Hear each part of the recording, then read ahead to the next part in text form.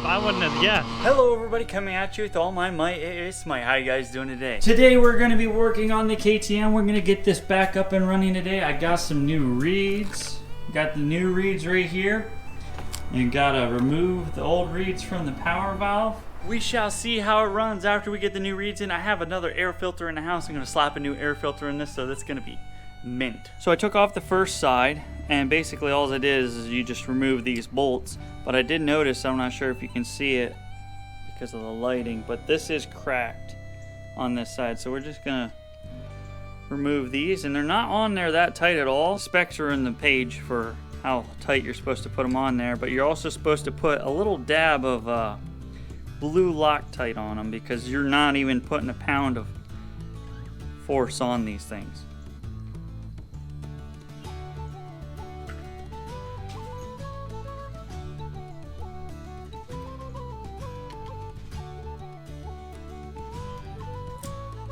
And there we go. Now we're just going to wipe that off and grab our new ones.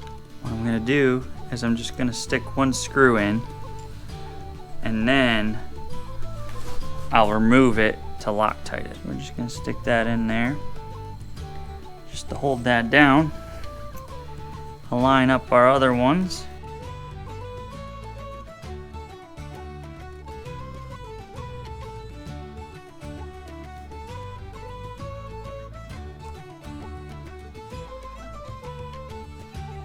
And you don't have to get these too tight.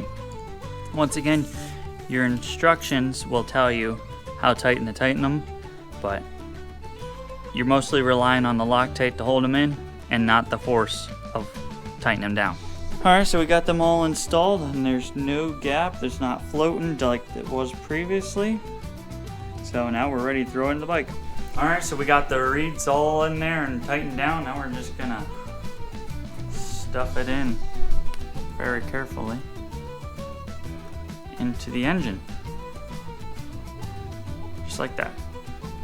Now we're ready to ride. Yeah. All right, so we got that all installed in there. We got the reed cage, we got my carburetor back on there. What I'm gonna do now is we're gonna throw the gas tank on, but I don't have a hose clamp for my gas tank, so all I'm gonna do is install a zip strip. I'm putting it on here now. That way I can do it easier once it's in the bike. So we're just gonna snug that so we can still move it. Now we're gonna throw this on the bike.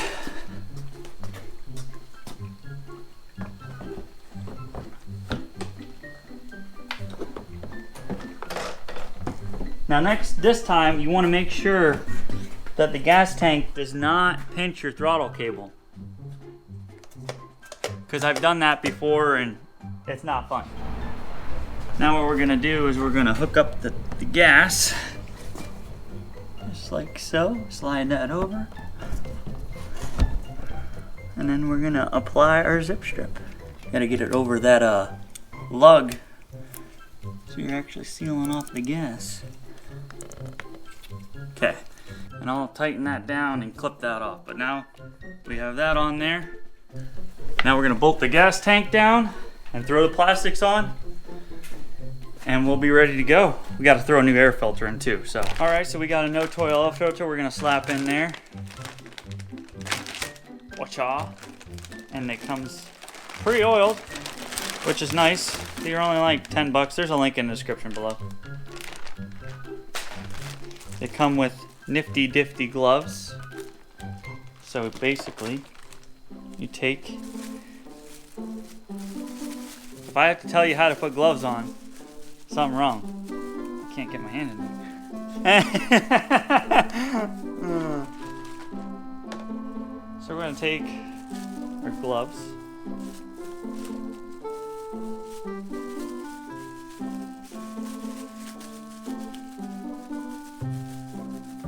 These are reusable, one size fits all. I would definitely save these. Now when you're inserting the screwdriver, be careful not to insert it into the filter. You want to insert it above the filter to remove the plastic. Now what you're gonna do is you want to just give it a good rubbing. Make sure that it's all ready to be processed. I'm gonna take and stick this in the hole. We're gonna pull this over.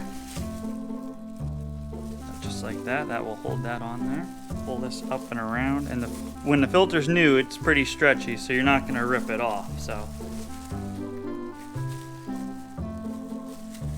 And just like that, that's on there and that's ready to go. And there's enough oil residue on here that when we stick this in there, it's gonna stick right fast to that. So we're gonna pop this in here.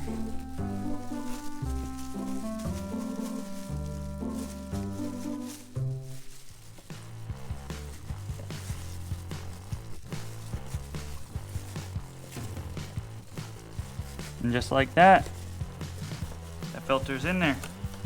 Take our lever, pull it up. You're gonna take this rod and stick it in the hole, just like that.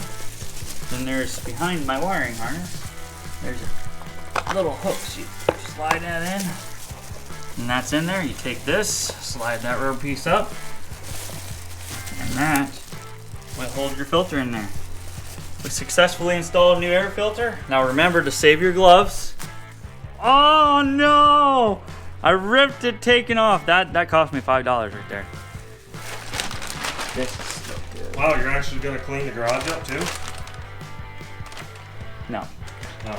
Alright, so now we're gonna install the seat. So there's a hook there. We're gonna stick that over the hook, and there's also a hook in the bottom of the seat. So it's kind of hard to do. It takes a trained eye. So we're gonna take and we're gonna scoop this underneath. We're bending the seat, shoving it in so it hooks up on the bottom. And we're gonna bring it down and it's gonna go over the hole in the back. Just like that. Then we're gonna take our bolt. It's important to have a long bolt because if not, your seat will come off and you'll have to throw it through the woods. Stick that up. Yeah, it's hard to ride with no seat. your hand. I'm gonna start that by hand, just like that. And then we're gonna snug it up. All the mud helps. The boulder. Yeah. It's raining mud. And make sure that's tight so you don't lose it. Last but not least, we have to install this piece if you want to come around here. Now this piece is tricky, especially when you have a bent subframe. So you're going to stick this in here. And if you don't own a KTM, then you've never experienced a bent subframe. So we're going to stick that in there and we're gonna try to get that in there. Give it a good whack, and that will not work, so you have to finesse it in there. And see, with the bent subframe feature, the plastics don't line up. So, boom. And it's like it was designed to fit on. So now the true test. Will it start? That I don't know. I'm gonna throw on some MX boots because this thing will rip my holes in the shoes. Well, it won't rip my holes, it'll rip new holes. So, we're gonna try that outside. All right, so we got the reeds in, we got a new air filter, we got the gas on, we're gonna put the choke on, and now we're gonna see if it starts up.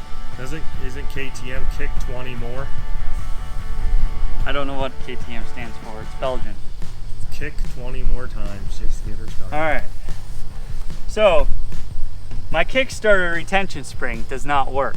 So I have this nice redneck retention spring, so I just, boom, activate the Kickstarter.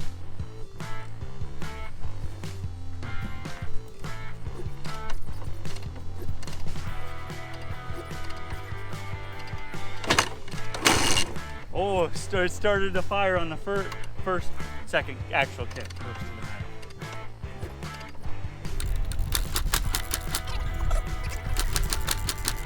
Not starting, I knew this would happen. Who told you to kick 20 more? Ah. We needed gas.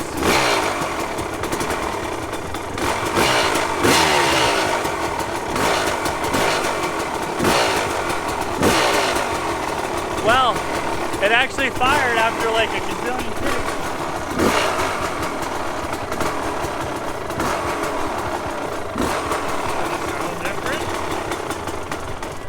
I don't know. It started though. I mean, that means that it took a while, but I gave it gas without the choke. Ah! I messed that up.